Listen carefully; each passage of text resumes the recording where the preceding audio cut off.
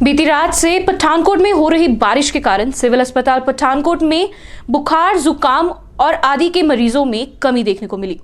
ज्यादा जानकारी देते हुए एसएमओ डॉक्टर सुनीचल ने बताया कि बारिश होने से अस्पताल में इलाज के लिए पहुंचने वाले मरीजों की गिनती कम हुई है। ਜਿਹੜੀ ਖੁਸ਼ਕ ਠੰਡ ਪੈ ਰਹੀ ਸੀਗੀ ਪਹਿਲੇ ਉਹਦੇ ਵਿੱਚ ਓਪੀਡੀ ਥੋੜੀ ਜਿਹੀ ਵਧੀ ਹੋਈ ਸੀਗੀ, ਪਰ ਜਿਵੇਂ ਕਿ ਅੱਜ ਮੀਂਹ ਪੈ ਗਿਆ ਹੈਗਾ ਇਹਦੇ ਵਿੱਚ ਥੋੜਾ ਜਿਹਾ ਠੰਡ ਵਿੱਚ ਜਿਹੜੀ ਕੰਡੀਸ਼ਨਸ ਜਿਹੜੀਆਂ ਠੰਡ ਦੀਆਂ ਸੀਗੀਆਂ ਥੋੜ੍ਹੀਆਂ ਇੰਪਰੂਵ ਹੋਈਆਂ, ਟੈਂਪਰੇਚਰ ਥੋੜਾ ਜਿਹਾ ਵਧਿਆ ਹੈਗਾ। ਇਹਦੇ ਨਾਲ ਥੋੜੀ ਜਿਹੀ ਓਪੀਡੀ ਵਿੱਚ ਜਿਹੜੀ ਹੈ ਅੱਜ ਦੀ ਡੇਟ ਵਿੱਚ ਕਮੀ ਆਈ ਹੈ। ਸਰ ਜਿਹੜੇ ਖਾਂਸੀ ਜ਼ੁਕਾਮ ਦੇ ਮਰੀਜ਼ ਪਹਿਲੇ ਜ਼ਿਆਦਾ ਆਉਂਦੇ ਸੀਗੇ, ਬੁਖਾਰ ਦੇ ਹੁਣ ਥੋੜੇ ਜਿਹੇ ਘਟ ਗਏ ਹੈਗੇ ਅੱਜ ਦੀ ਡੇਟ ਵਿੱਚ।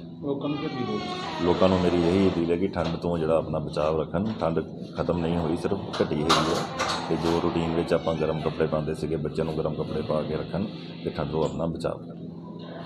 आज बारिश हो रही है, बारिश की वजह से मौसम बदल रहा है। हाँ जी मैम, ये मौसम में जो बदलाव हो रहा है, क्या फ़ायदा हो रहा है लोगों को या फिर ठंड?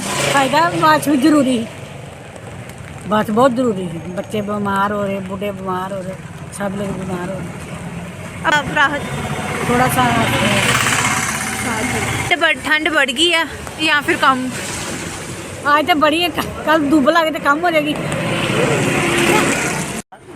हाँ जी, मैं किराने की दुकान करना तो अज मौसम जोड़ा है बहुत बारिश पै रही है तो ठंड बहुत ज़्यादा है, ये करके गर्म कपड़े की ज़्यादा लोड़ पैंदी है तो बूंदाबांदी बहुत ज़्यादा हो रही है।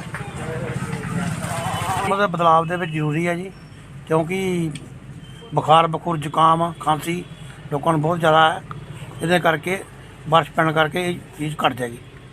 9540061113